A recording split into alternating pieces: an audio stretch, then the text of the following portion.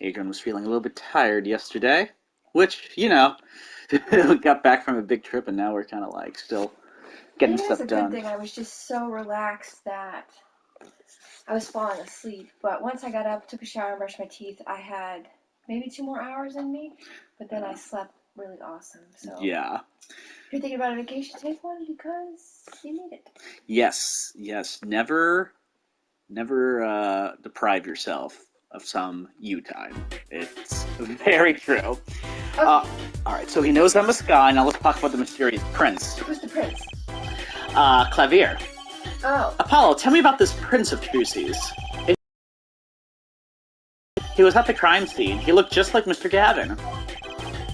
Did he now? You know him? My guess is he's Christoph Gavin's younger brother. His brother? We're acquaintances after a fashion. Clavier Gavin, rock and roll god incarnate. Clavier? What a lovely name. He's so dreamy. I didn't know Mr. Gavin had a brother. And what was he doing out here? I have a feeling he'll be crossing paths again soon. Now, what was the problem again? Having trouble investigating the crime scene in the park? Yeah, that detective woman won't let us. Go to the office. Under the silk top hat, you'll find a bottle of white powder. Try taking that to this detective. White powder. I hope it's not what I think it is. Just take it to her. It'll be fine, you'll see.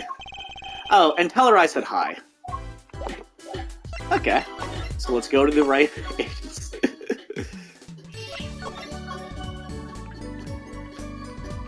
that's it, right? Yep. So this must be the silk top hat Mr. Wright mentioned. Let's take a closer look. Huh? Whoa. You know what this is, Trucy? I remember finding some in Daddy's dresser when I was little. I thought it was sugar, so I licked it. He got mad at me. This is getting more and more suspicious. Isn't this fingerprint powder? Probably is. Let's go talk to the detective. She's sure to know what this white powder is. I found out that apparently some people didn't like the Trucy character. Why? I don't know. I think she's adorable. Well, obviously, I think there's more to the story with her. I'd like to know. Yeah.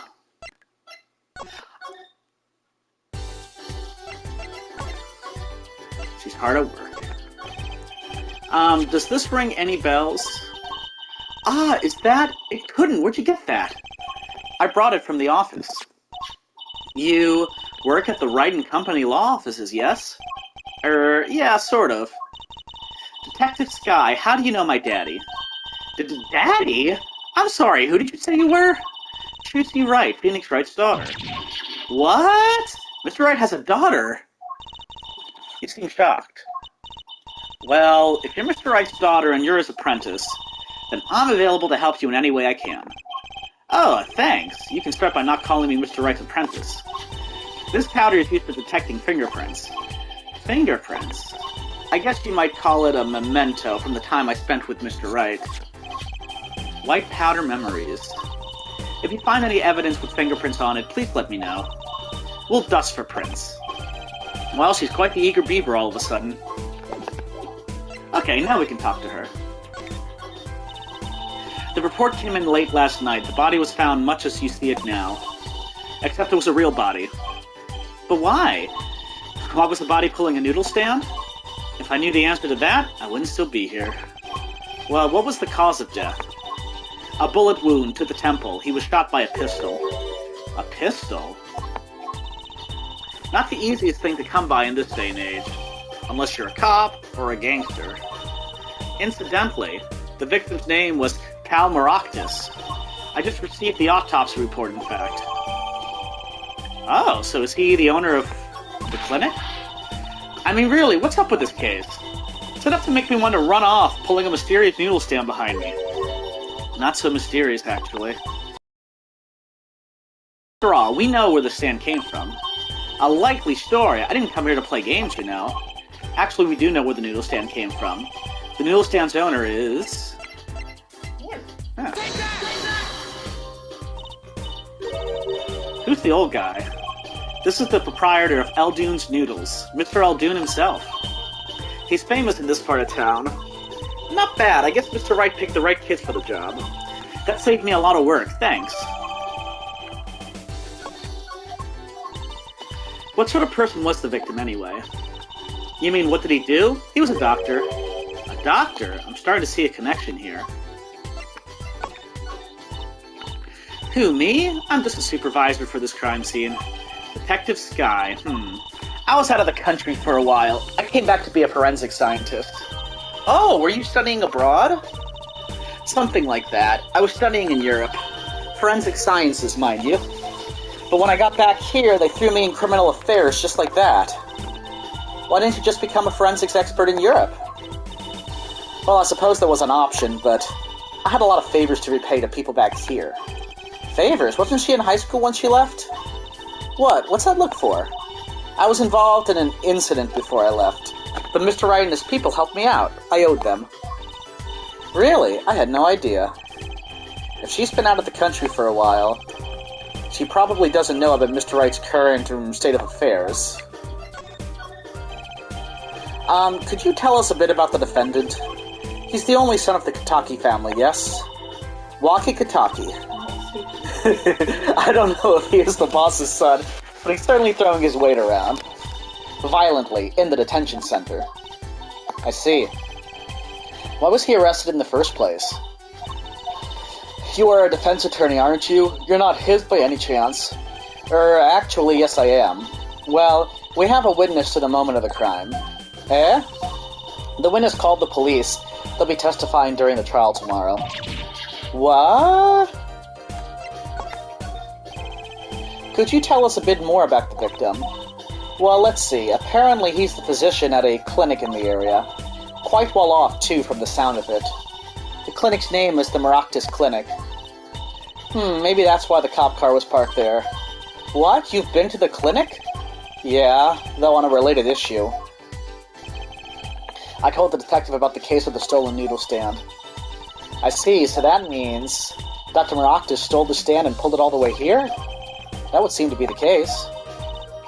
But why? Don't ask me. So let's see if we can present... How about the bowl to do fingerprints on it since it was left behind?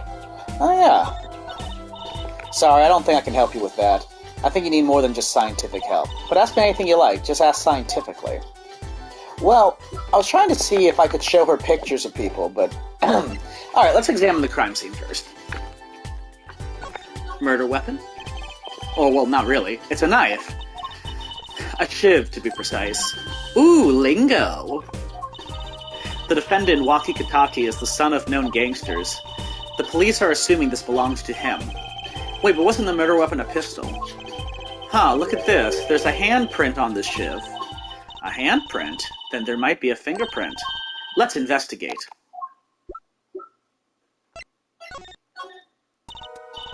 Right, first choose the fingerprint you want to examine.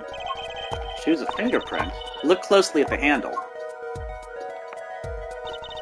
See, there's more than one fingerprint there. Those black spots. That's right, pick the one you want to analyze.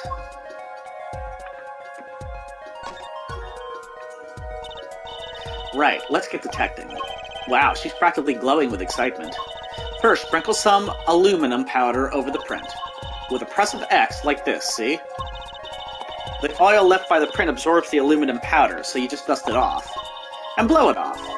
Blow? It's like whistling. You know how to whistle, don't you? Just use triangle and... Wow, amazing. It's like magic. So yeah, on the Nintendo DS, you literally blew on the touchscreen. Heh, isn't it, though? Right, let's give it a shot. Incidentally, it's important that you cover the entire fingerprint with the powder.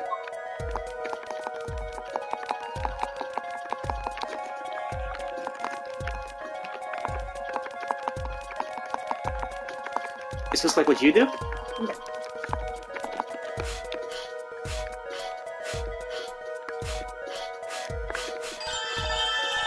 Good, clear, quite impressive. Next, to match the print, the police office has samples so you can tell whose finger this print belongs to. Now, that doesn't sound like as much fun as actually finding the print.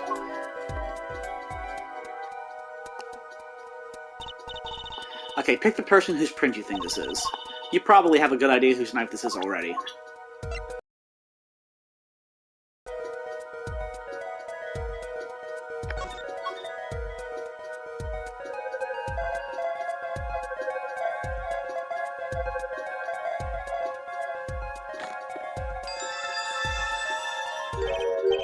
So the fingerprints do belong to the defendant.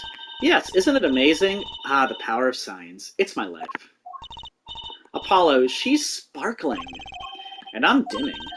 Look sharp, spirits up. The real fight is yet to come. Chin up, Polly. The trial hasn't even started and I'm already losing.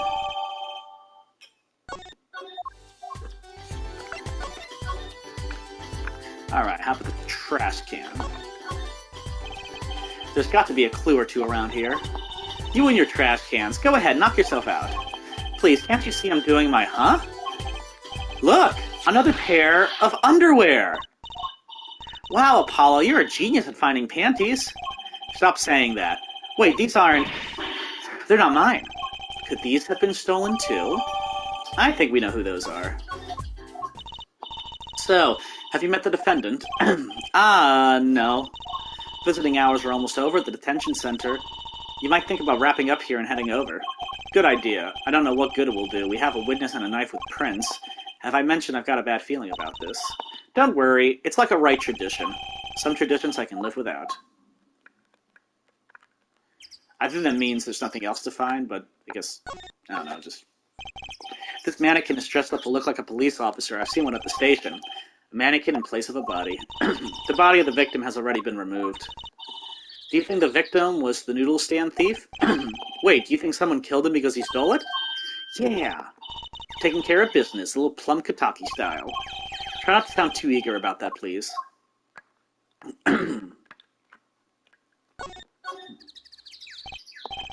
And this is Mr. Eldune's noodle stand, obviously. It does say Eldune in big letters, doesn't it? And that mark on his paper lantern there looks familiar. It's going to be a little weird telling him what with that corpse and all. Anyway, this wraps up 3 of our cases. That's right, congratulations, Apollo. And leaves us with one case that's worse than all 3 put together. Murder. Blue tarps have been placed on the ground around the stand. Apollo, I bet the victim was going to have a picnic here. I guess he could have eaten all the noodles he wanted. Don't touch those. Those are preserving the crime scene. Oh, I guess the police put these tarps here after all. Okay. I think we have what we need. And there is no Plum Kataki. So, does he want to know what happened to his noodle stand? Okay, he's not here. You probably have to go to the... Yeah, that's the first place they want us to go, and so we shall. Time to meet this dude. I'm sorry, meeting hours for the day are all done. But we still have 3 minutes. I'll put in your request, but don't expect anything. The father's talking in the private room with him. The father? You mean like a priest? I mean the suspect's father, Mr. Winfred Big Wins Kataki himself. Not someone I care to meet. Die, you! You're the one on your way out, old. Ah, they're here. Whoa, this guy radiates power. Power. With a cute apron? You Waki's lawyer? Yes, sir. Well, I'm Big Wins Kataki, 4th head of the Kataki family. Capiche? Or Capiche? Actually, I came to speak to your son. Mr. Justice. Yes, my son's innocent. He killed no one. If he were found guilty, it wouldn't be good. Capiche? I'll just say Capiche. Yes, I'm all about capiching. Capiche loud and clear. You gotta do more than just understand to make it. You'll learn, though. Even if the lesson comes at the end of your short life. I don't feel so good. What's the big idea, old man? You can't treat me like a kid no more, not now. You know, I wanted to go to the clink. I like it here. You must be Waki? A Jeep, not a Jeep, till he does hard time. Bazooey! It's the fox. Yeah. You'll see. When I get out of here, things will change.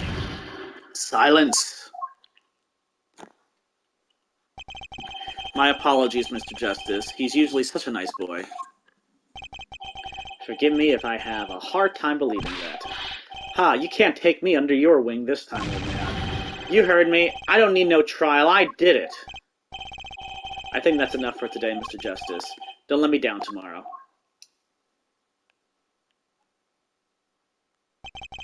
So much for talking to our client. But we made so much progress today. We even found my panties. I had fun, at least. Of course, the biggest mystery of all remains. How am I supposed to build a case for the trial? Oh, almost forgot, it's time for my show. Tonight I'm performing at the Wonder Bar. You should come check it out.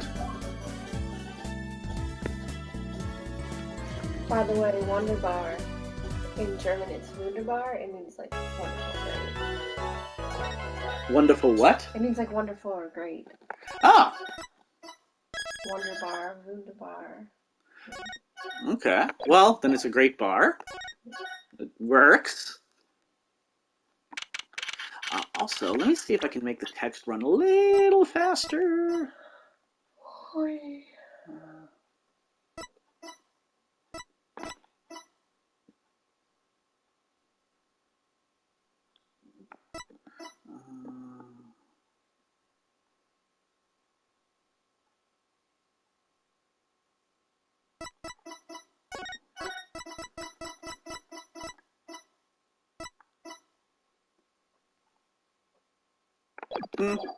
Nah, I'm good. Huh, Mr. Wright's not here today. He said his old foot injury was acting up. Old injury? He was all smiles yesterday. Yes, he smiled when he said we'd be fine as long as you're there, Trucy. Yes, fine. We'll be fine. Here comes Chestus. I started my voice training at 5 this morning. Ooh, do some now. I want to see, hear. Ahem. My name is Apollo Justice, and I'm fine. That sounds more like a self-mantra than voice training. I'm fine, you know what I'm saying? Oh, he's Butters now? Good morning. Yo, sup? Hit me with the guilty verdict, G. See if I care. You just hang loose and let things go with the flow. You know what I'm saying? Not really. Walkie, don't be running your mouth like that in here. See, that's the difference between me and you, old man. I ain't afraid of no cops. Real G's can't keep it real till they spend some hard time in the pen. You have absolutely no idea what you're talking about. Sounds like they've both been voice training too, Apollo. My worst fears realized. The trial's starting, I still haven't had a real talk with my client.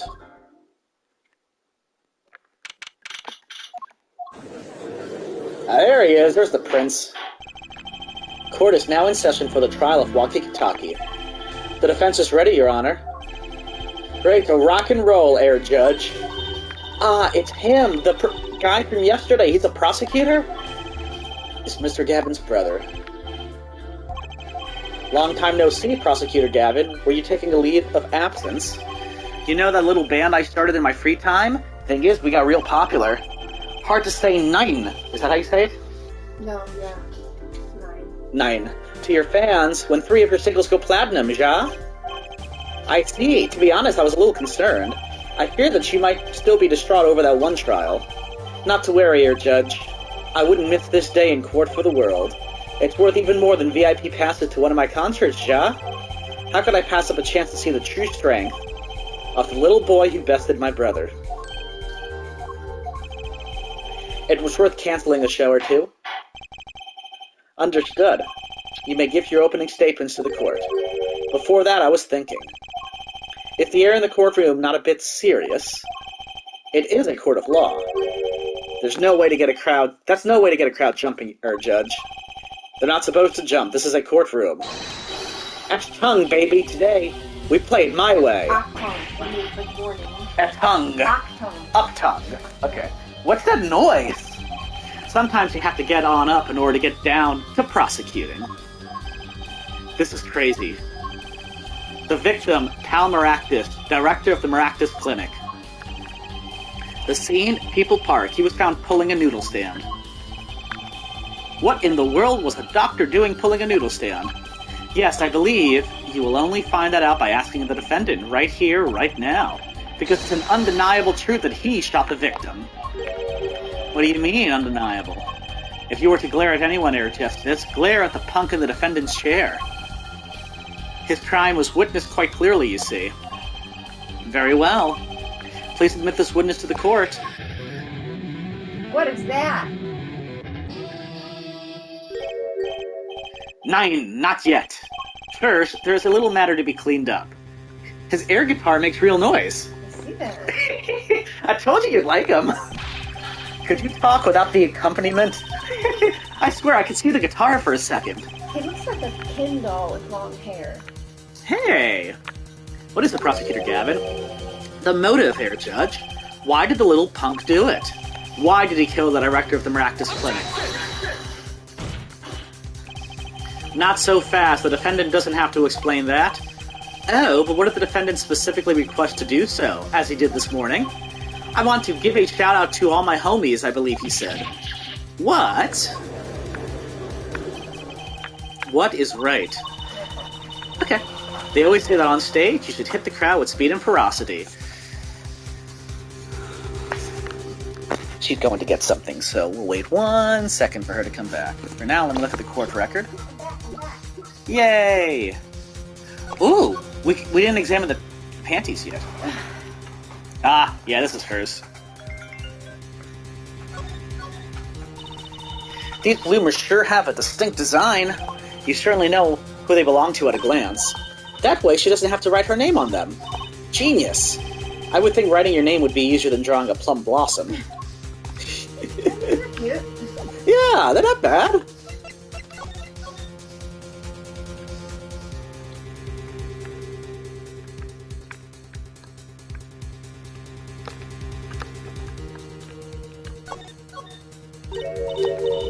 Look at this, Apollo. Mr. Aldoon spelled his name backwards on this side. I think that says noodle, as in Aldoon's noodles. Huh. Dude, I didn't notice that before. I feel like an idiot. You didn't? No. I thought you did. That's funny. So the name of his store is the same whether you read it forward or backwards.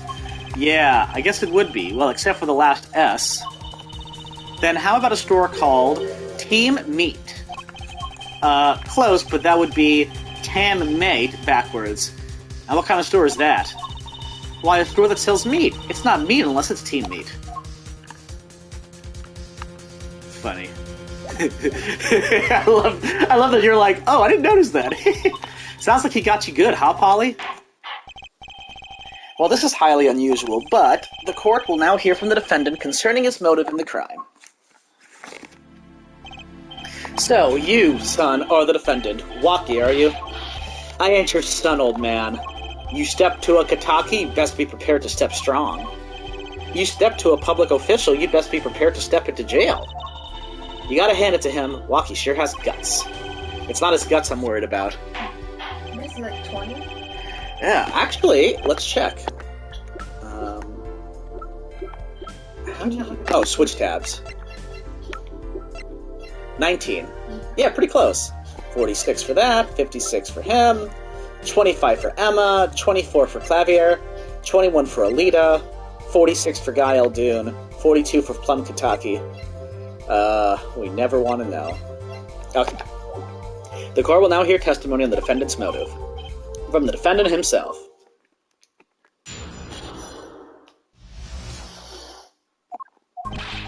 I'll tell you one thing, that doctor was a quacker. Someone had to show him what's what.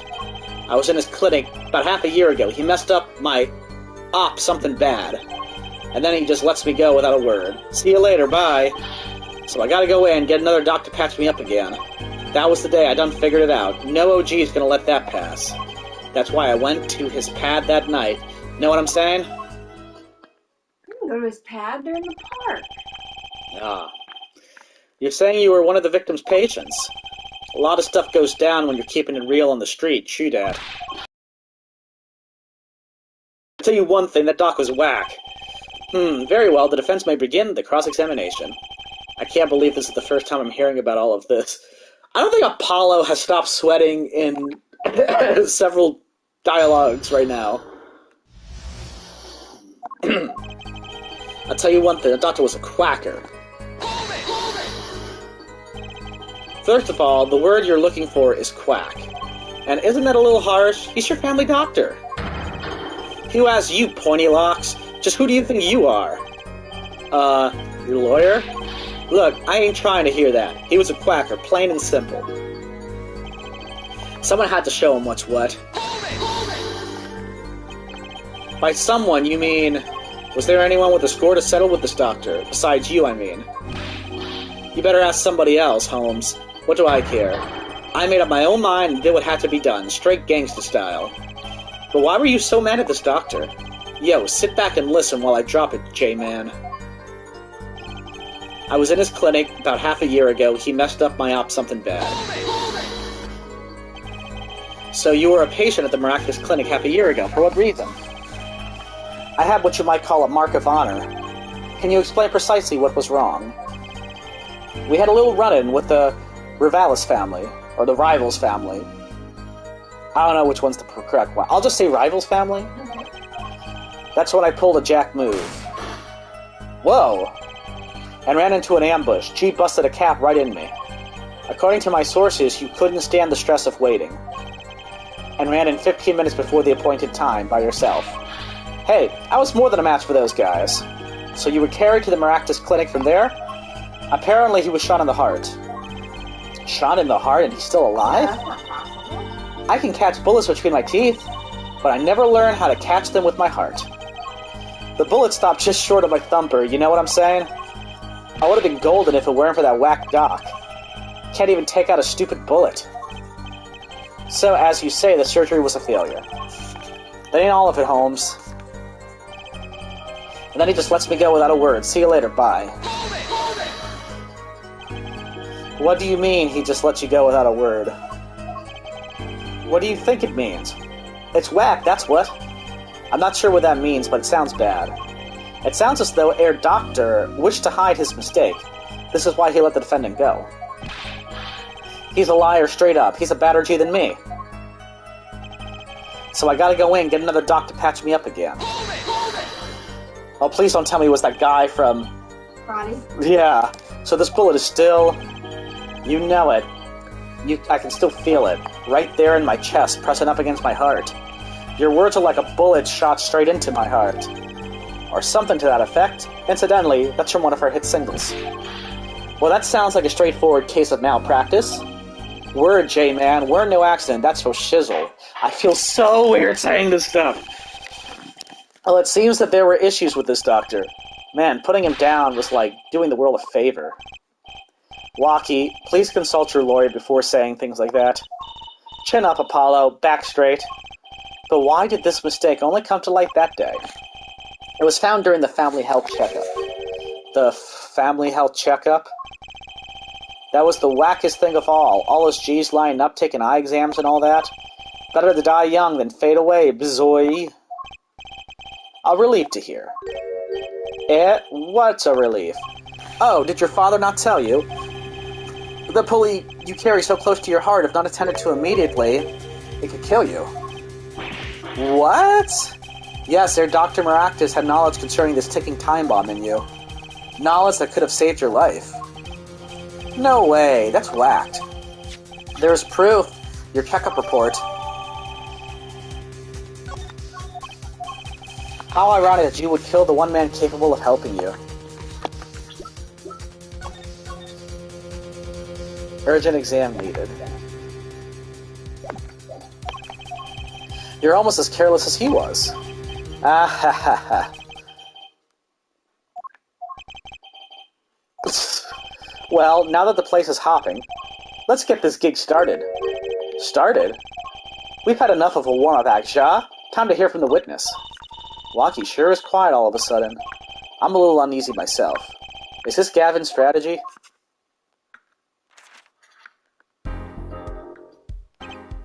So, you will tell us your name and occupation.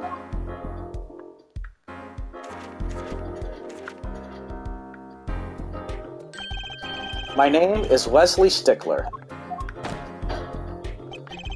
By occupation, I take it you refer to some labor that profits society at large and supports a livelihood, under which definition I must confess to being unemployed. However, we must acknowledge the meaning of identity, which is commonly attached to this notion of occupation, and once we have accepted this reality, we see that our confusion is not just stalled per se, but derives from the vagueness inherent in all representations of thought. Okay, so he must be Old Bag's grandson, because he has to say, by which he means to say that he is a student. A junior at Ivy University, if I'm not mistaken. Yes, in the Department of Science and Engineering. Filled with curiosity for all things, I spend my days in pursuit of the truth, honing my... Herr Stickler, please direct said curiosity to the case at hand today. Very well, Mr. Stickler. Please testify to the court about what you saw on the night of the crime. You ask, quite simplistically, what I saw. However, we must understand that Homo sapiens possess 2 eyes, each of these designed to receive and interpret data, sending images in the form of signals to the... I can actually read his better than Old Bag's, though. Old Bag was real fast. That night I passed through the park on my way home from shopping, when I saw them. One man pulling a stand, another man facing him. I saw them quite clearly. The man facing the victim was the defendant. In his hand, he held, yes, a pistol. It was pointed at the man pulling the stand. A shot, the bullet hit the man pulling the stand from the front, square in the forehead. Is he shot in the temple? Yeah. So temple is in the forehead. No, that's the side. Yeah. Yeah, so we might know exactly what to contradict. I can say with 100% accuracy that there was not. And let me just... anyone else in the park at the time. The pistol our witness refers to is this. The court accepts this into evidence. Weapon left at the crime scene. Oh, I went too fast here. This is... some cars going off out there. And now it's not. I was going to say, it shouldn't be one of ours. Fingerprints were wiped. 2 rounds fired. Huh. Can we not look at it? We might actually be able to.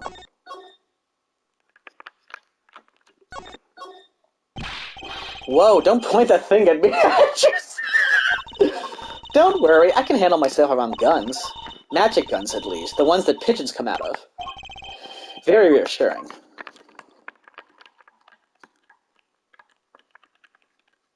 Nothing with it. Doesn't look like. It's a good thing we checked anyway, though. Yes, Your Honor. Trucy, why are you staring like that at the witness? That man. I can't help but feel I've seen him somewhere before. So here's the thing. There are 2 shots, 2 bullets fired in that. He only saw 1, but he says forehead, and it was temple. So let's see. Are we sure that's a man? I'm pretty sure Wesley? I know, but like, look at the eyelashes and the lips and his hair. I don't know. He is kind of tall. Let's see.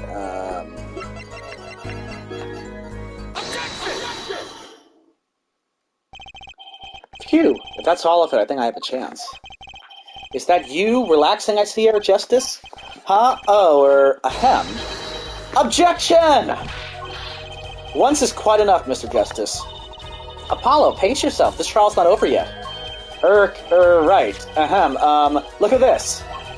The autopsy report? Is there a problem with the autopsy report? Right, a problem. Problem. Yes, the problem is the location of the entry wound. The location? You testified that the killer shot the victim square in the forehead, did you not? Ah, I have already determined your angle of inquiry. Allow me to explain. It is quite simple, really. First, understand that when I say square, I speak not of geometrical absolute. What do I mean by this? For example, the deflection of a meter is 1,000 times the wavelength of light emitted by a krypton particle, as we all know. In addition, it is a well-known fact that krypton particles are rare and invisible to the naked eye, which points to a basic fallacy in your line of reasoning, namely that what... Mr. Justice. Yes? What's your objection to these, your krypton particle things? This is the big time, and you are obsessed with something so small. You disappoint me. No, I'm obsessed with something big. I mean, there's a bigger, less nitpicky problem here. Do tell. Just look at the autopsy report. The location of the entry wound was the right temple. Temple? Mr. Stickler, you said quite clearly that the victim was shot square in the forehead. That's a contradiction, isn't it? It is, right? Finally. Again, I do hope that part in this case that I've been wanting to show you, even though it's really small and it's not really worth 4 years of hype or whatever, it's still very funny to me. Okay. So I'll point it out when it comes. Hopefully it's in this part. Air Justice. Oh, Air Justice. Yes?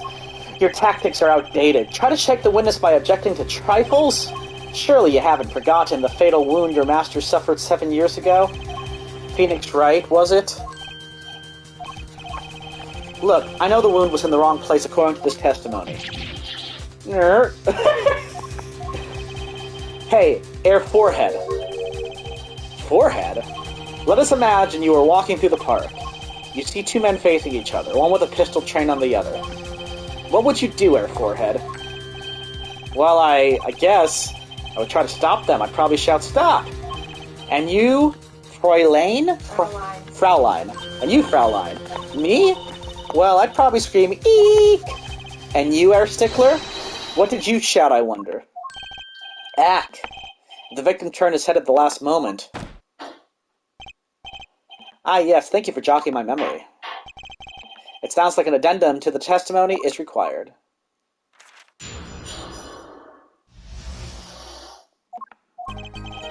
As soon as the killer raised his pistol, I took action. "Cease this at once, you two," I cried, with composure. The victim turned in the direction of my voice, and a shot rang out.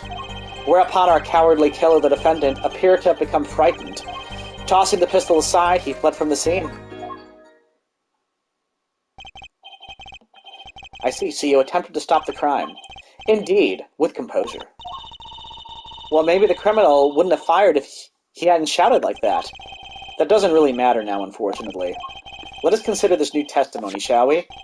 Observe the diagram if you would. The witness, Mr. Stickler stood here. He shouted, "Oh, stop, please," or something of this nature. And the victim responded by looking in the witness's direction.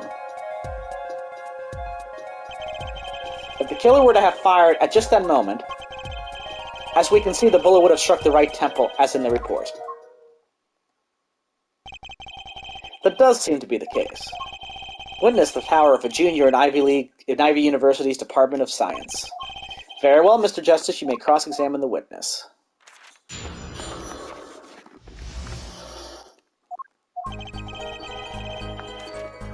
I think I might know. Because he tossed the pistol aside and fled, but the fingerprints were wiped. Yeah. So he wouldn't have had time to wipe them. And there were only 2 rounds fired. Let me try it, I might be wrong. Wait a second. Tisk, tisk, another misleading request. Yet you're so beholden of your own mode of discourse, you can't see how it affects you. Come again? Wait a second, you say? A second? Are we intended to wait just that, a single second, 1/60th of a minute? That's hardly enough time to draw a breath, let alone make a statement in court. Now, had you asked for a longer period of time, say 3 minutes, 35 seconds, Mr. Justice? Yes, Your Honor. Am I to understand you are objecting to the length of a second? Yes, I mean, no. Here. Have a single fingerprint on it. A common ploy made all the more common, I fear, by the prevalence of television. Criminals these days are loath to leave fingerprints. Wait, but you said the killer tossed the gun and ran. That's right. He didn't have time to wipe the gun for prints. Ah, the little girl sticking it to the university student. There's a song in there. I'm not little. Ah ha ha ha. Then let's think like adults, shall we, Fräulein? Fraulein. Thank you. What if the killer, the defendant, was wearing gloves? Gotta admit, I didn't think of that, Apollo. Well, Mr. Justice, could the killer have been wearing gloves? No. He left his fingerprints on the knife. Yes. The record of the murder weapon is very clear about one thing. The fingerprints were wiped, which means some trace of prints remained, which contradicts your testimony. If everything happened as you say it did, he wouldn't have had time to wipe the pistol.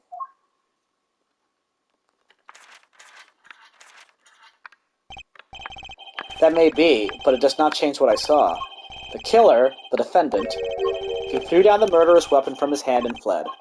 And this pistol was found at the scene of the crime, strongly suggesting that this was the weapon he disposed of. That sounds solid to me. Well, Air Forehead, any of your precious objections? What gives, Apollo? Let's see that voice training go to work. You know, I've only recently realized something. No matter how much you train your voice, it doesn't matter if you have nothing to say. What do you mean, nothing to say? Isn't it obvious from what the witness just said? Huh? Isn't what obvious? When he restated what he just saw now, he said he saw Walkie drop a murderous weapon. But that's not the same as being 100% sure of what Walkie threw away. You're right. He's just confused because the pistol was found at the scene. Poor Mr. Stickler. It must be hard to be so perfect and yet so wrong. Well, it can be said that I'm quite offended.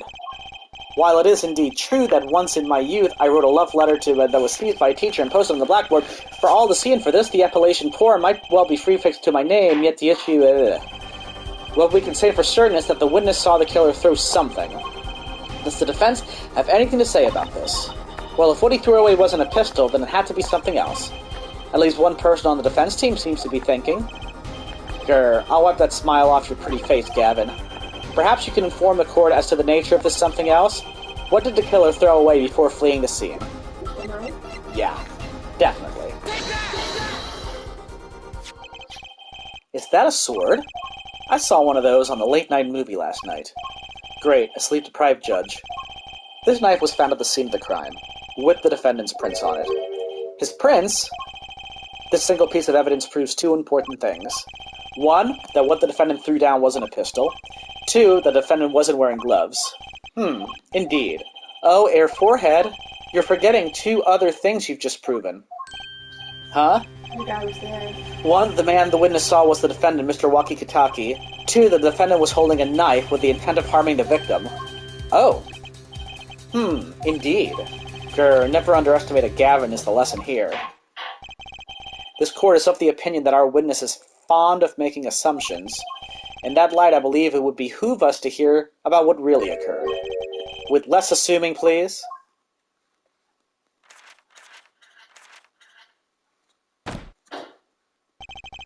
It is always the same with you people. Mark left the house on foot, and 5 minutes later, his brother left after him. How long would it take for Mark's brother to catch up to him? Assuming that Mark never had to stop for a traffic light? Assuming. Yes, that's what I said. Assuming. As if that were a probable situation at all. Yet here you are, assuming that my assumption is no better. Ahem. What this court assumes is that the witness will testify as to what happened after the shot was fired.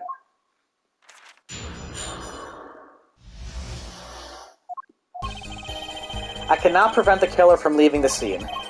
Nor could I simply leave the scene in good conscience. Ergo, I used my cell phone to call the police. Until the police arrived at the scene 10 minutes later, I saw no one else. Why didn't you chase the killer? He was, as you say, a killer. Of course, I could have run him down, yet what would he have done when cornered? Sadly, it takes more than an aptitude for solving quadratic equations to know that. Did the testimony earlier not prove the defendant's presence at the scene?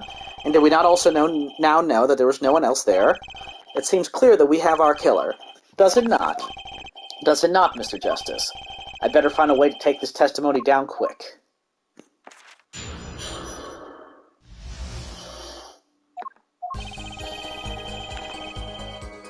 Alright.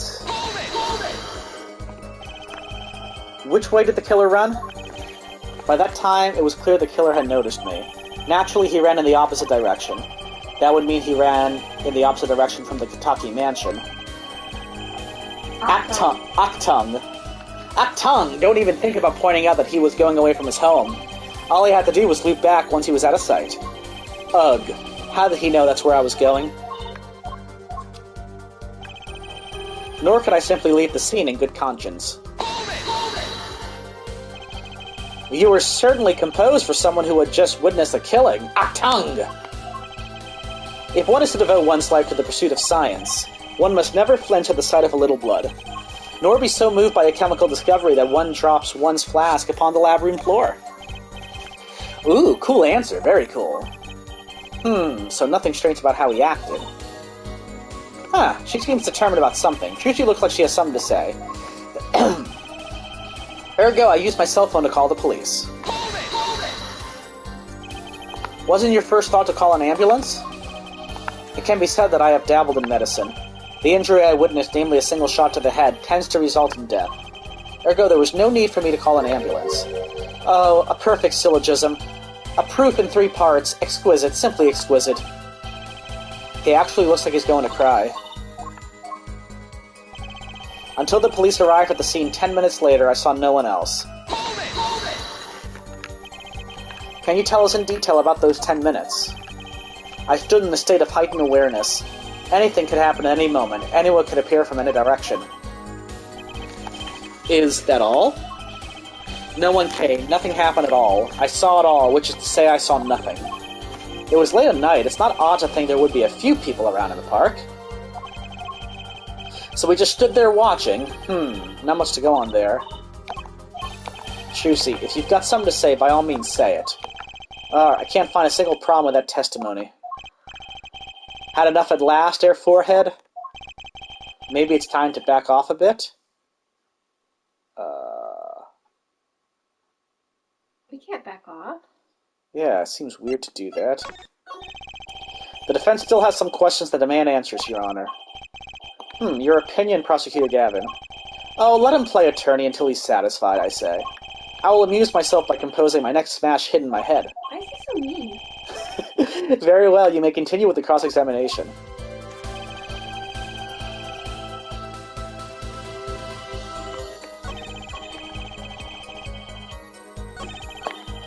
Well, let's press again, see if Trucy has something to say. Color notice me, opposite direction. Actung. Maybe there's nothing left to unravel. Okay, so I said, maybe there isn't anything left to unravel in this testimony after all. Some of us have glamorous careers we'd like to get back to this month, Air Forehead. They don't have enough to put Waki away yet. Should I back off for now? Okay, maybe we should back off for now. Ink. Arg, there's nothing fishy about this testimony at all. It appears that there are no objections to the witness's current testimony. There are any number of ways to explain the lack of prints on the pistol, I assure you. Perhaps the killer really was wearing gloves which wiped the previous user's prints off. Then, after the deed was done, this fell out of his pocket as he was throwing the gun away. A mistake befitting of a small-time punk, in my opinion. No! It seems we've come to the end of the line here. No, that can't be all. How unfortunate. It seems that you weren't cut out to stand on the same stage as me. Were you, Air Forehead? I believe this brings the cross-examination to a close. This court will now declare a verdict for the defendant, Waki Kataku. Eek! Is that Trucy?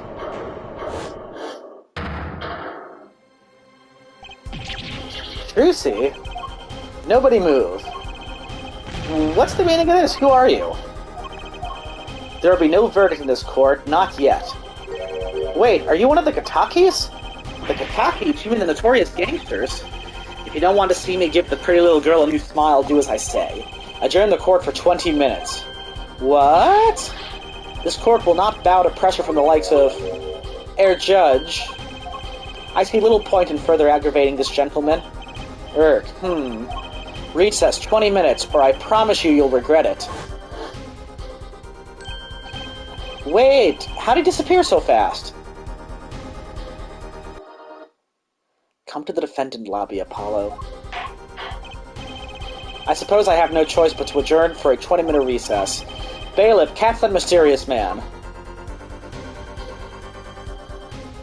Oh dear. Ooh. Ready to see who this was? What were those bailiffs doing that stand outside all the time? I guess they just stand there and make sure nobody enters. Well, a caked man just entered. Well, I didn't say they had to stop anyone. They just, go, hey, come on, don't do that. Yeah, what are they doing? Trucy! You move quick, Apollo. Good show, good show. Trucy, you're okay? I thought... Don't cry, Apollo. Those good-for-nothing gangsters. I'm pressing charges. Wait, just calm down, Apollo. Or else... what the heck is that? Surprised? This is one of my best tricks, the amazing Mr. Hat. You look marvelous, darling. That's not our Mr. Hat. Yeah, it's not our Mr. Hat. No, Kyle, you should talk to Mr. Hat. He's a big hit on stage at the Wonder Bar. Yes, I am a big hit, ha ha ha. Well, what do you think? Do you like it? You mean Trucy, there are some things you just don't do. I'm pressing charges. Apollo, now is not the time to be threatening me. It's you who's being threatened here. Huh? Remember what you said to Waki's father yesterday? You promised you'd save his son. But that testimony was rock solid. What are you suggesting I do? Look, once the judge declares a verdict, it's all over. If I can use my talent to stop that from happening, I will. Trucy, no more stage abductions, please. I'm not talking about magic, Apollo. I know when the witness isn't confident. I can perceive what he's feeling. It may not mean anything, but it's all we've got. You can see what he's feeling. Think back, Apollo. Think back to the times when there was a contradicting in his testimony. All the times. All the times there was a contradiction. I don't remember. Did he cry? Almost cry? I don't know. Well, I don't remember them exactly. Good thing I do. There were 2 times when he made statements he wasn't confident in. And each time there was a contradiction. In his hand he held, yes, a pistol. It was pointed at the man pulling the stand. Tossing the pistol aside, he fled from the scene. He said the man tossed aside a pistol, but it turned out he wasn't sure, and sure enough there was a contradiction. Well, that's true, but how does that help us? Didn't you notice anything? Whenever he made a statement he wasn't confident in, he displayed a certain habit. In his hand he held, yes, a pistol. It was pointed at the man pulling the stand. Did you see it? The very moment he said the word pistol, his fingers got all tense, and he fiddled with the corner of a page in his book. How am I supposed to see that? Well, I could see it. How else do you think Daddy won 7 years without losing a game of poker? What? I always sat next to Daddy during big matches. I could see what his opponents were feeling.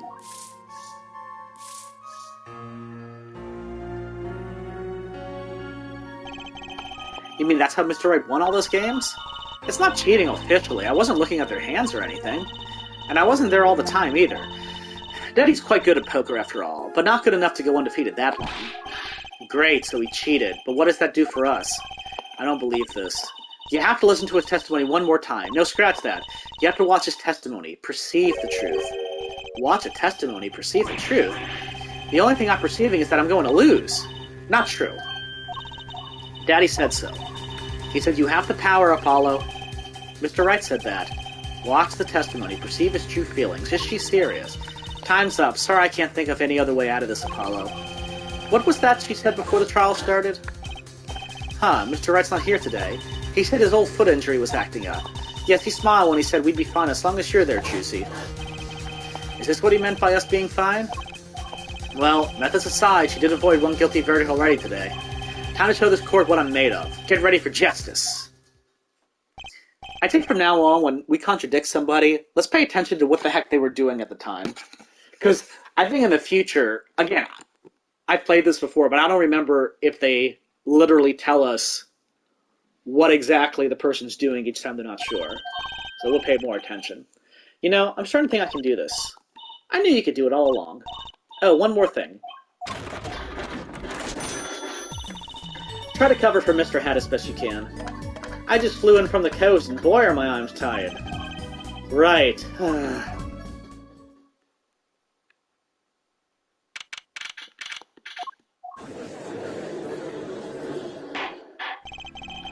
Court is now back in session. Right, we're fine. Ahem. I'd like to say to the young lady standing next to you, Mr. Justice. Oh, you mean me?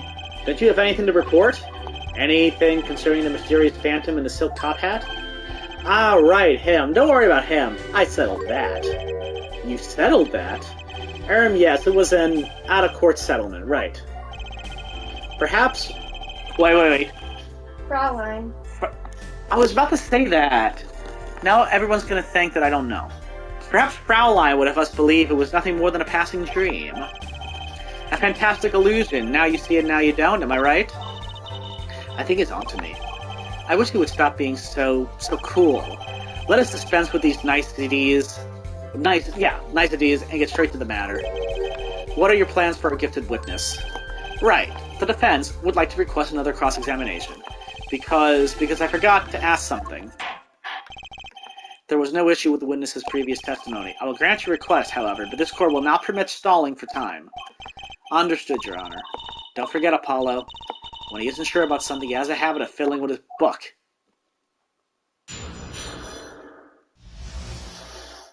I cannot prevent the scene. Right here. Right there. Okay.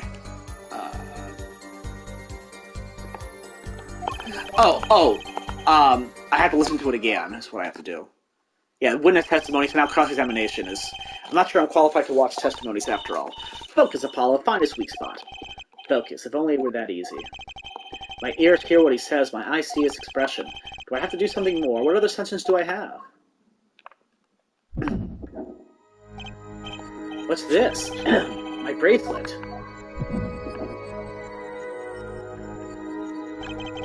What's going on? My bracelet feels different somehow. I think Daddy was right. You can see it, can't you, Apollo?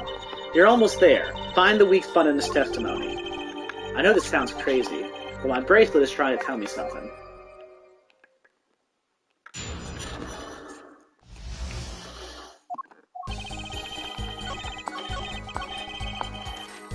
There. So you call immediately after witnessing the murder. The police undoubtedly have a record of the call. Why not check with them? Wait, Apollo. This has to be it. Wait, you mean his habit? Don't forget, Apollo. When he isn't sure about something, he has a habit of fiddling.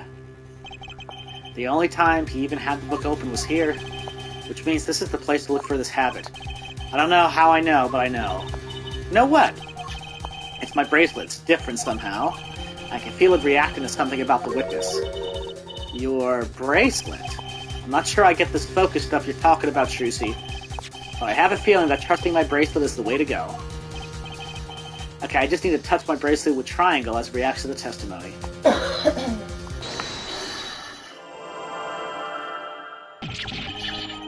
What's going on? I can see the witness's face, his expression so clearly. It's filling my mind. I can see nothing else, hear nothing else. Apollo, Trucy, what's happening to me? This is what I meant by focusing. Focusing. In this stage, you can see everything, Apollo. Everything the witness does. That's great, but this is kind of freaking me out. Just look at Mr. Stickler's twitch, his habit. You remember it, right? Sure, when he says something he's not sure of, he fiddles with a page of his book. You got it. Right now, you're looking at the witness's face. And your eyes are sort of bugging out. I bet they are. First, move your focus of attention down to Mr. Stickler's hand. His hand? You know what to look for now, but you have to be looking at the right place. She's right, I can only see his face like this. How to start changing my viewpoint.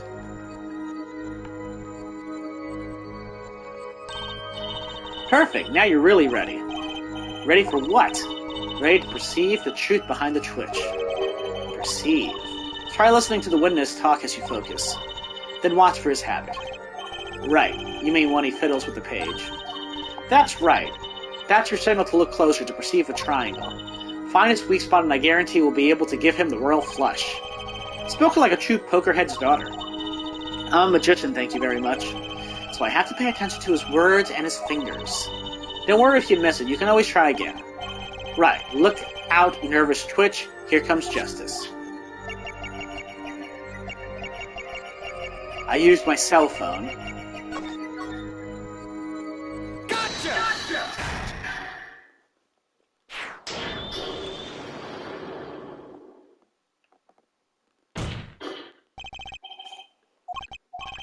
I saw it just now. I could see it. Mr. Justice, do you have something to say? You know. Mr. Stickler, allow me to ask you a simple question. Why did you fiddle with the page of your book just now? The very moment you mentioned your cell phone. Well, what are you talking about? I'm curious now about the cell phone of yours. Mind if I ask a few questions? What to ask, what to ask. Ask for his number, ask to see his phone. Ask to see it. So maybe he doesn't have it, we have it next to the car. Yeah. You know what I think? I think he's stealing the panties. Oh, and he may have been the one that hit Mr. Right. Mm-hmm. Mr. Stickler, please show me your cell phone. Well, why? Whatever for? Show me and you'll find out. Well, I can't. I don't have it, you see. You don't have it? Mr. Stickler, is this your cell phone? Yow! Where did you get that? That's the phone from yesterday. Look, a cell phone. Someone dropped it beneath this tire. If the car moved, it would be crushed for sure. I wonder if it belongs to the doctor here. How strange, Mr. Stickler. Can you explain why your cell phone is sitting here in my hand at this very moment.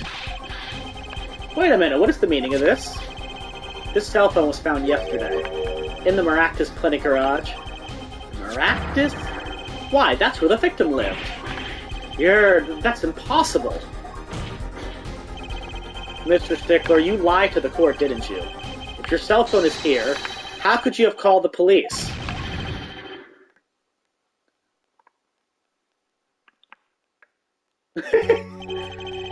It's true. I didn't have my cell phone that night. This is why it can be said that I called the police from a public payphone. A payphone? So you didn't call on your cell phone after all. Just where was this payphone located, Mr. Stickler? Well, to indicate it with a startlingly high degree of accuracy, it was right around here. That's quite a ways from the park. Well, why did you lie? There can only be one reason. He didn't want the court to know he had lost his cell phone, because it was found in the victim's garage. Well, what are you saying? Mr. Stickler, you broke into the Maractus Clinic garage on the night of the murder. This cell phone tells all. But that's ridiculous. That makes it sound like I snuck into this fellow's garage to commit some crime. As though I were trying to kill him. Well, Dr. Maractus was killed that night. Well, yes, but no. This line of reasoning has to be against the rules. Yes, it's true I lost my cell phone, but you can't prove that I lost it that night. Well, Mr. Justice, if that cell phone was dropped the night of the murder, it does raise considerable suspicions as to a connection with the crime. Now's your chance, Apollo. Connect Mr. Stickler to the crime. Oh, he's already connected enough. I just have to prove it. Well, do I have a piece of evidence that can do the job?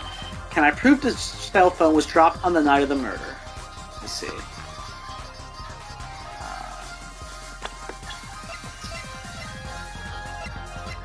So, I mean, that was found In the tailpipe. in the tailpipe. That was his, and she lost it that night. Let's see.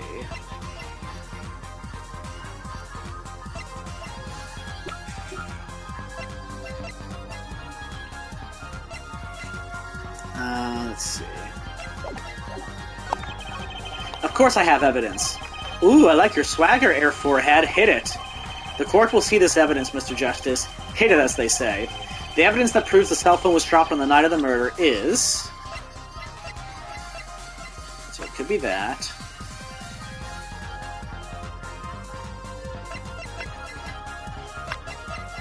Well, hold up, though.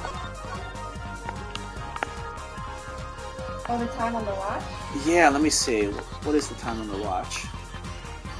It is after 11. And the murder was 10. But I don't know if that really necessarily...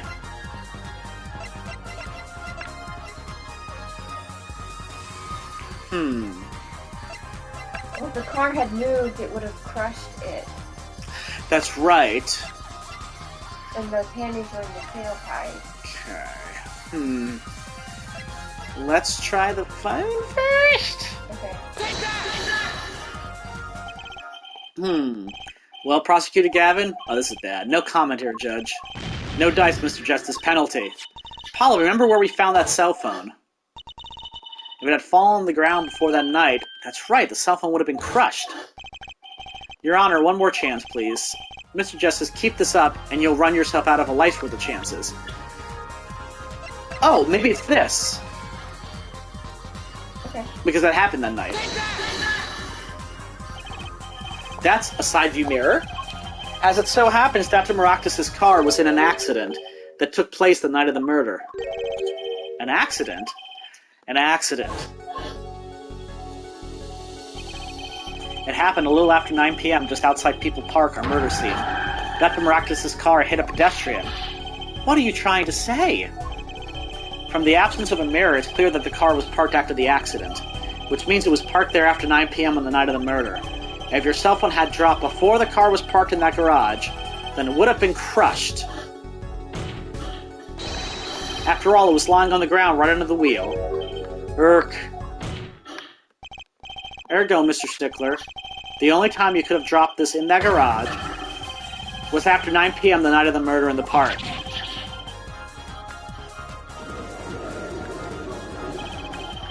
Mr. Stickler, you know what this means? You did break into the victim's garage that night. This is most unexpected. Mr. Justice, are you naming the witness as a suspect in the murder of Pal Maractus? No, stop. This is too much. This can't be happening. Prosecutor, say something. I suppose it is worth saying this. No connection has been found between Wesley Stickler and Pal Maractus. That is, other than this. I believe our next testimony will be most revelatory. Is the witness prepared? Yes, Your Honor. I know that face. That's the face of guilt.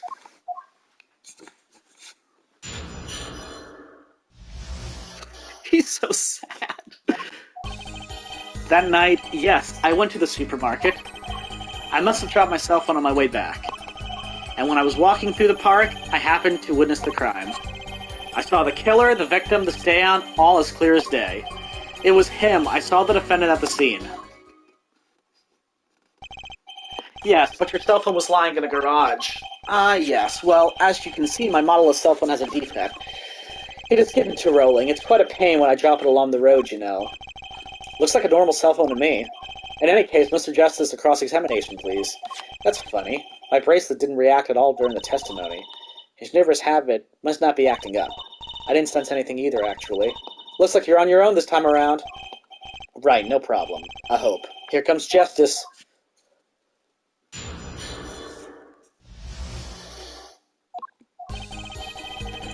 That night, yes, I went to the supermarket. So you went shopping, which means you were holding a grocery bag when you witnessed the murder take place? Well, yes, of course. Incidentally, the prosecution has received no report of this domestic detail. Mr. Stickler, could you explain yourself? No, I mean, yes, I did go shopping, really. I walked around the supermarket trying out the free samples. It's a deeply spiritual time for me. I'm sure the store clerks would disagree. Do you think sampling free food counts as a religion? In any case, that night, I sampled to my heart's content and was on my way back home, yes. I must have dropped my cell phone on my way back. And that's when you passed in front of the Maractus clinic.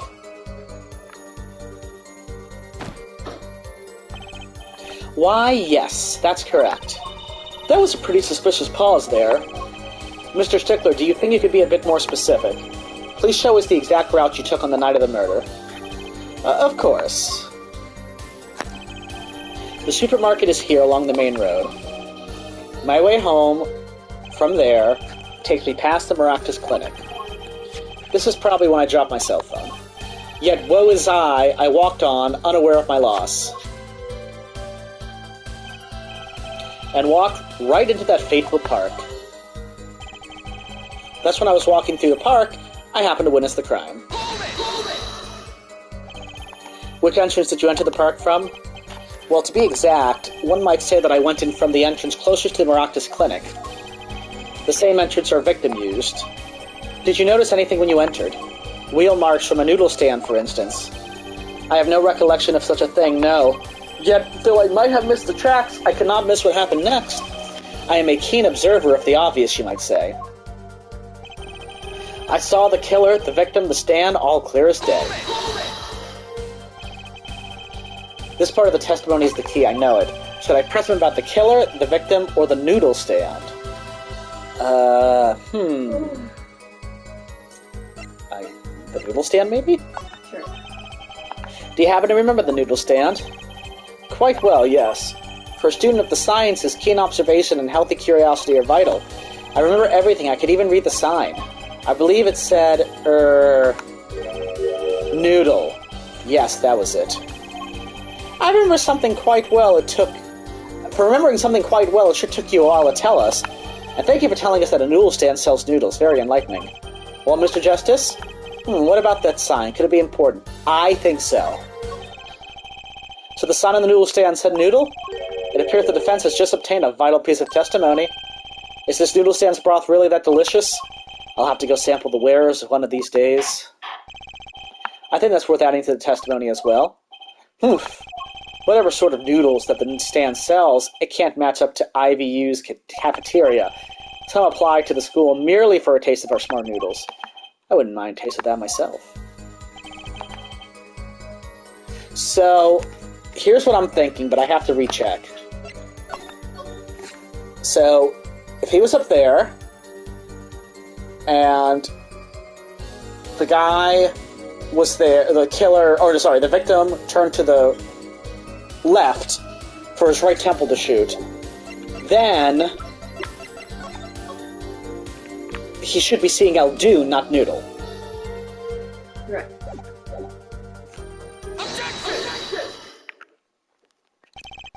And you're absolutely sure that the sign read Noodle. Why, yes, just last week my professor offered me this praise. At least you have good eyesight, Stickler. I'll give you that.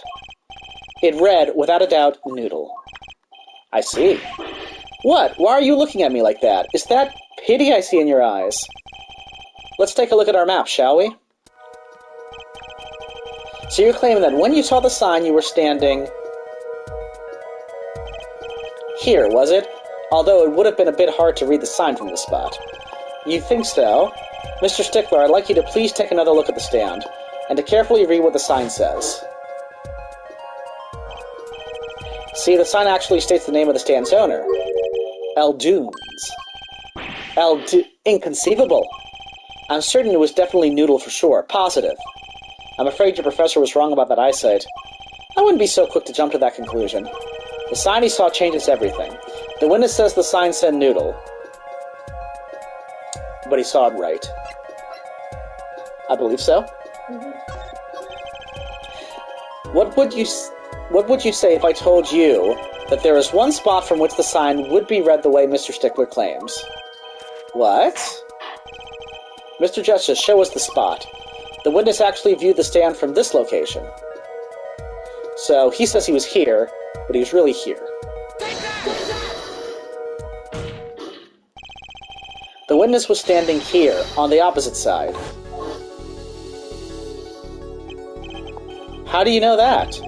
When viewed from the south, the sign on the stand reads Eldoons, as we know. However,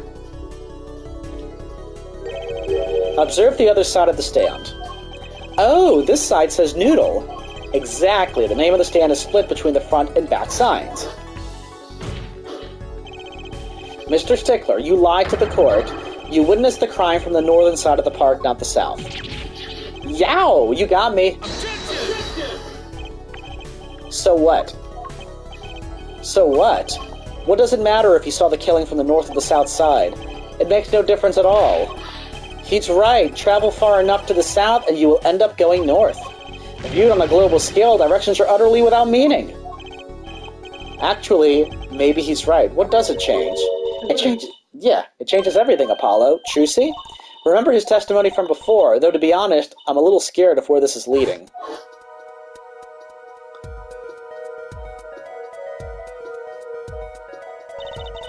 The killer and the victim are facing each other here, and at that moment the killer raises his weapon. Mr. Stickler shouts,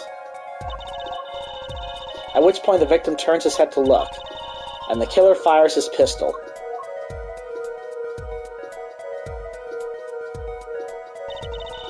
That's why the bullet hit him in the right temple. No contradictions, right?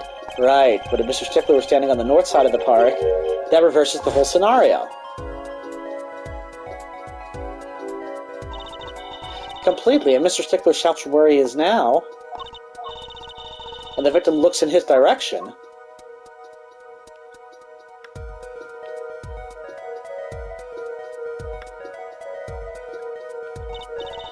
The bullet would have to have hit his left temple.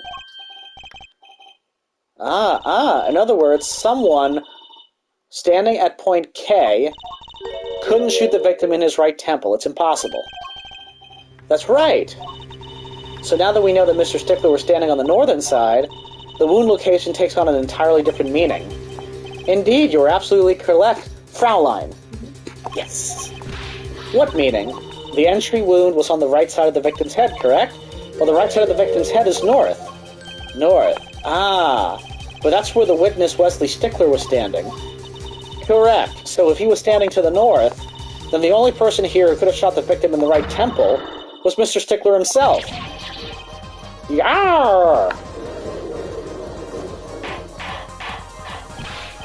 Order, order, order! Wow, the apple didn't fall far from the tree.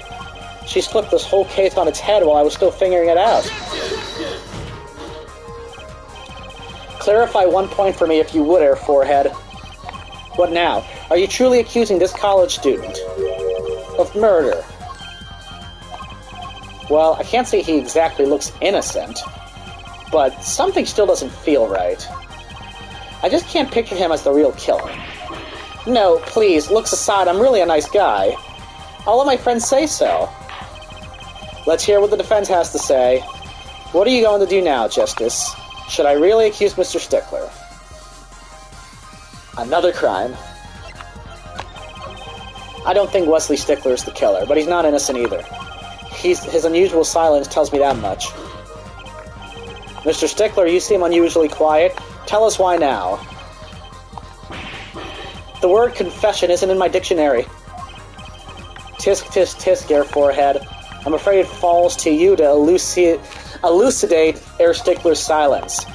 Mr. Justice, you did say you were accusing the witness just now for a crime other than murder. Your reason? The court's all ears. Yeah, I know he's guilty of something, but what crime other than murder is there? Do I have evidence that shows his involvement in some other crime? Your evidence, the court's all eyes, Mr. Justice. Show us evidence that points to this witness's involvement in a crime. Is it the underwear, or is it... Or is it... What was the other thing you were thinking? The mirror, but the mirror belongs to the doctor, right? The green car. Right.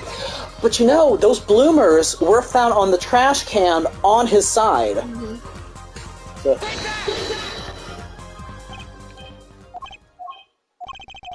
something tells me this isn't one of those good silences. Something else to say, Mr. Justice? One more chance, please? A brand new penalty. Now please reveal your thoughts to the court.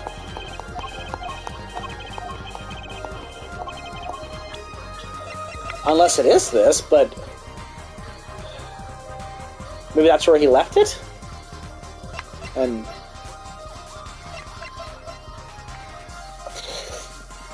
I don't know. Let's try Choosies. The evidence is this. What? Is that women's underwear? Hey, those are mine.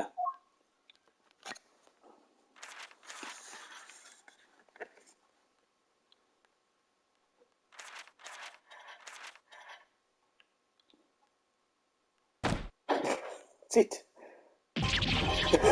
Don't look at me like that. Order, order, order. Mr. Stickler. While I can't say this comes as a shock, it's not what it seems by Pythagoras' theorem. Pythagoras? On the night of the murder, just past 9 p.m., a young girl catches a panty snatcher red-handed. Bravely, she gives chase, but the snatcher flees and hides himself in no other place than the Maractus Clinic garage. Aha, incidentally, these panties were found in the exhaust pipe of the car there. Presumably, he was trying to hide the evidence of his crime. Ergo, while you may not be a murderer, you are guilty of panty snatching in the first degree. Please, hear me out. It's not what it looks like. Order, order, order, Mr. Stickler. You should be ashamed. It's not what it seems.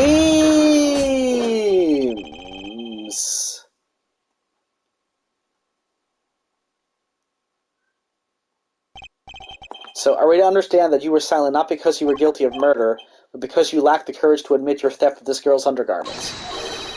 Ahem, perhaps you are not aware that my school's name was originally written IV. I stands for intelligent, V stands for valiant, see? Your point?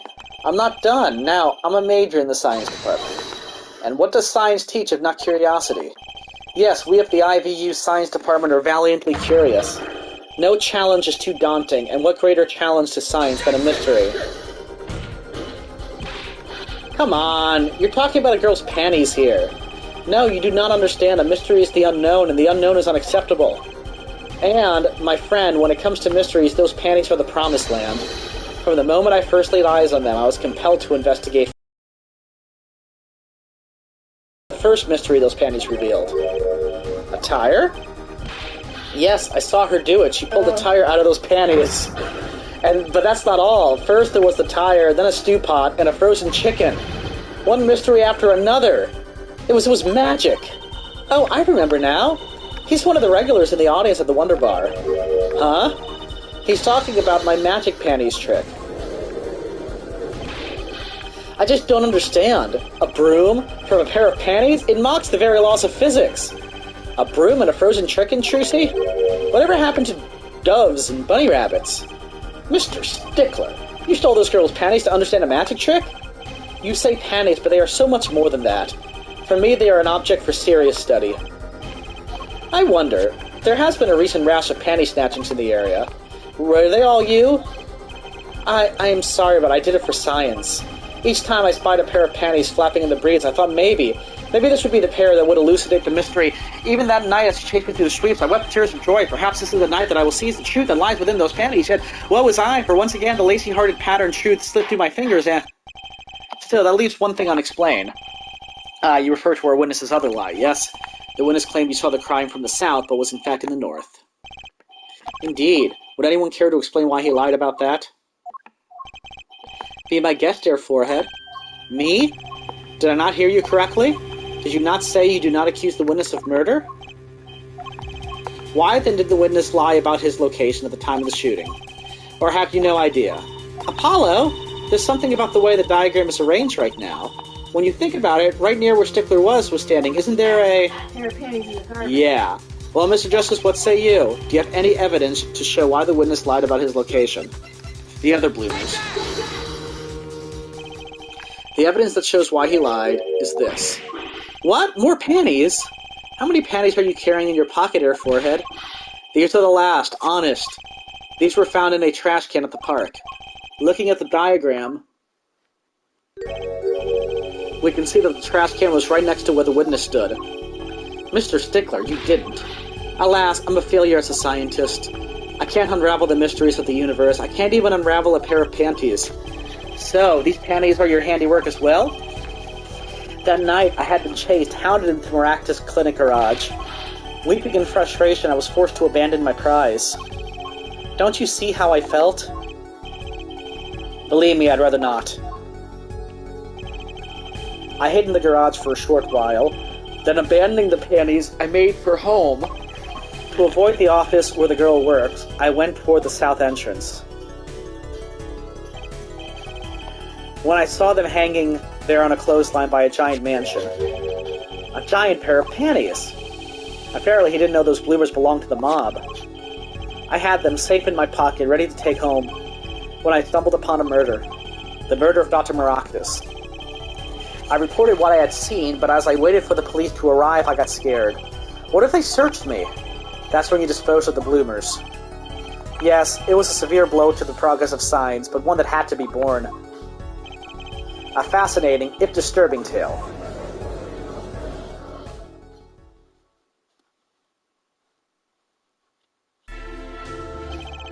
I believe this brings today's proceedings to a close, and I'm more than pleased to dismiss this witness from the remainder of the trial.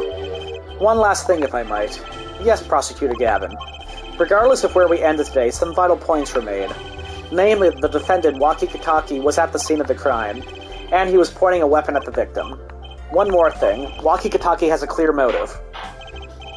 Indeed, the defendant Waki Kitaki is still the prime suspect in this case. The only suspect, in fact, assuming there was no one else on the scene of the crime. Yet a mystery remains. The location of the wound in the victim's right temple has yet to be explained. The court requests further investigation from both the defense and prosecution. Ja, baby. No problem. Very well, this brings the trial for the day to a close. Court is adjourned. Okay, so that part I was thinking about isn't in the first part of the trial. Alright, you think this is a good stopping point? I think it's a great stopping point. How long are we gonna play for? I will check in a second how long we play for. Let me see. 125. That's great. Mhm. So We found out the thief. We did not find out the murderer. And, well, apparently we went from air justice to air forehead really quickly. No, we'll make him eat those words. Okay. All right. Anything else to say? No. All right. I'd say we had a good session. Until next time.